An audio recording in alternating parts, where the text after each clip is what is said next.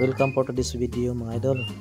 Ito po yung ulam namin. Naghalo-halo po namin ang shrimp, alimango, kasag at saka green shell.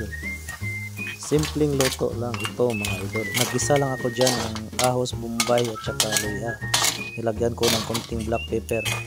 At pagkatapos nilagay ko yung shrimp, green shell at saka kasag. Takpan muna natin at lutuin sa loob ng 15 minutes. Libre ang kahoy dito sa probinsya mga idol. Pagkatapos ukayin. Ayaw di ba?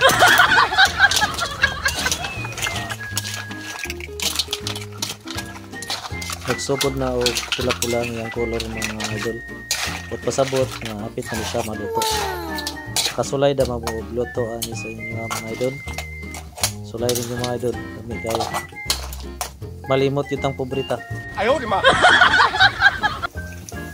Ispriti di atong ibutangan ng mga idol para mas lalong sumasarap, mas lalong lumalaki ang kain. Ayaw di ba? Pagkahuman butangan na to asin, papalasa. Og ato ni siyang lutoon mga idol sa loob ng 15 minutos. Atong lantawon og luto na mga idol.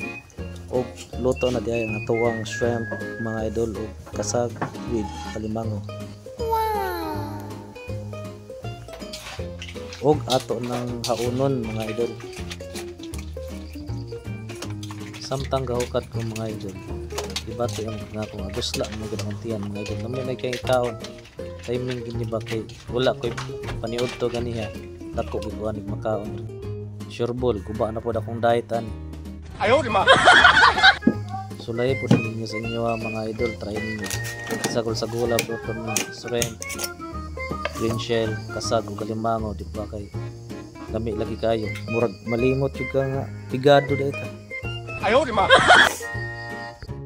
Tungod sa kalami mga idol. Malimot lagi ka sa imong ngalan.